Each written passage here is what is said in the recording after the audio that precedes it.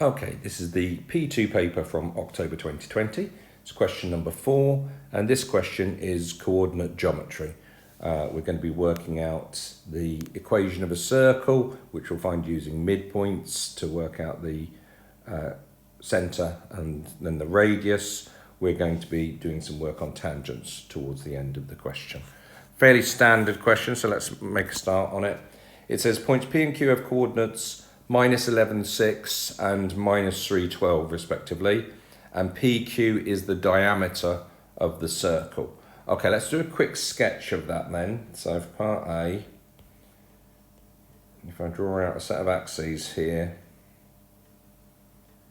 then if I'm doing this, in my mind I quickly think, well, where's -11, 6? -11, 6 would be around about something like that, -11 and then up 6 in that quadrant. -3, 12 would be higher up and further to the right there. So if that's what my diameter is going to look like now, what I can actually do is get rid of those and draw a circle in, and then I can come back in a second and actually say, right, okay, so I'm going to say that this point here, that's going to be my -11, 6, and this point here over the other side is going to be Q, which is -3, 12. I haven't taken ages over it, but it's accurate enough to, for example, know that the line's going to be going that way, it'll have a positive gradient, etc., etc. Anyway, what are we doing for part A? Part A says find the coordinates of the centre, and the coordinates of the centre would be the midpoints of the line PQ. So that's what I'm going to do here. Don't necessarily need all that on there, I can see that. So A, part 1, centre equals midpoint of PQ. So that's going to be, using the midpoint formula, okay, it's going to be -11, x, well, in fact, let's actually write it out because that's what I always say that I do. The midpoint is x1 plus x2 over 2, y1 plus y2 over 2. You should absolutely be able to do that formula. So putting that in is going to give me -11 -3 over 2, and it's going to give me 6 plus 12 over 2. Quick check that you've got all of those values the right way around when we're doing them. So that should give me a value of -7, 9. Go back and say, because I've drawn the sketch here, if that's -7, 9, does that make sense yet? Looking at that, that could well be -7, 9. So the diagram is helping me just check my accuracy. That's C part 1. In order to do the radius then, what I'm going to do, now there's two ways of doing this. Now that you've got this point -7, 9, you could just do the length of that line using the formula that I'm going to do in a minute. The only reason I don't do that, and obviously I've also got the alternative of doing the length of that line, is that both of those would rely on my -7, 9 being correct. And I might make mistakes. I make mistakes all the time when I'm doing it. So rather than doing that, what I'm going to do is I'm going to work out the length of the diameter, PQ, and then I'm just going to half it. Now, it's entirely up to you which of these methods you do. Neither of them is any better, neither of them is any quicker. But as I've just explained with my idea, I'm not relying on a previous answer here, which I'd rather do. So, length of a line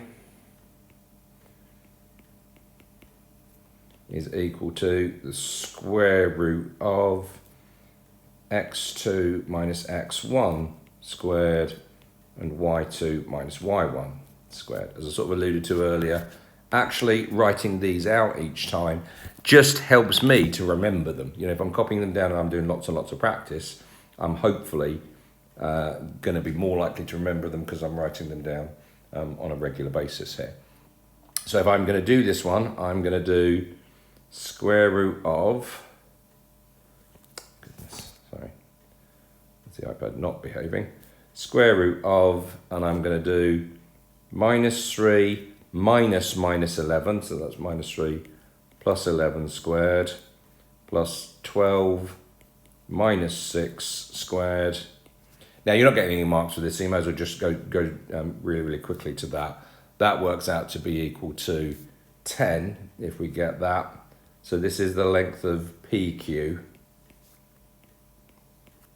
And so radius equals half of PQ is going to work out to be equal to 5 there.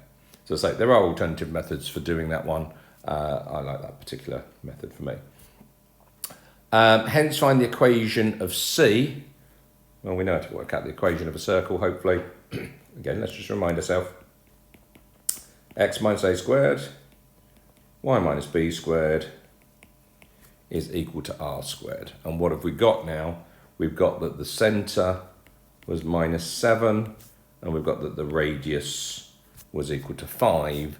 So I'm just going to be plugging all those things in. So x minus 7, x plus 7 squared, y minus 9 squared is equal to, and you can put 5 squared or 25, it doesn't matter, I'll leave it as 5 squared.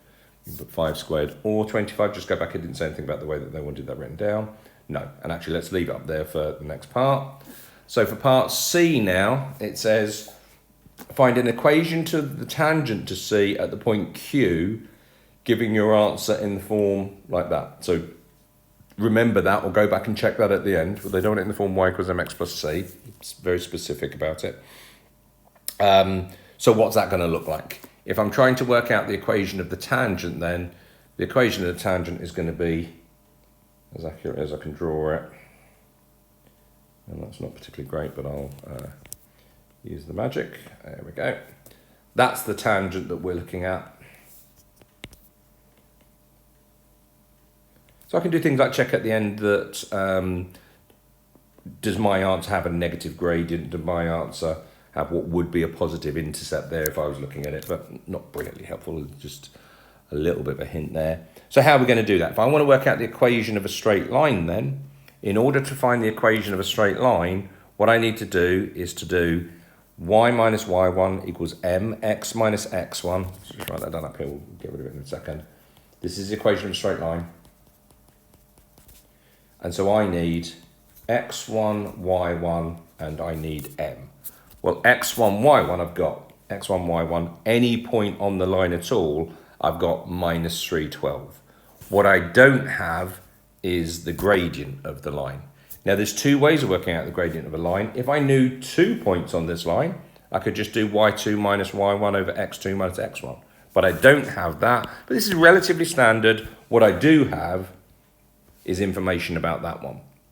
So what I can actually do is to work out the gradient of PQ. That's what I am going to do. And when I've worked out the gradient of PQ, because this is a diameter and this is a tangent, we know that that's going to be 90 degrees there. So let's just explain to you, and then I'll explain to the examiner. I'm going to work out the gradient of PQ. When I get the answer to that, I'm going to say the gradient of the tangent is minus 1 over the gradient of PQ. I'll have that gradient.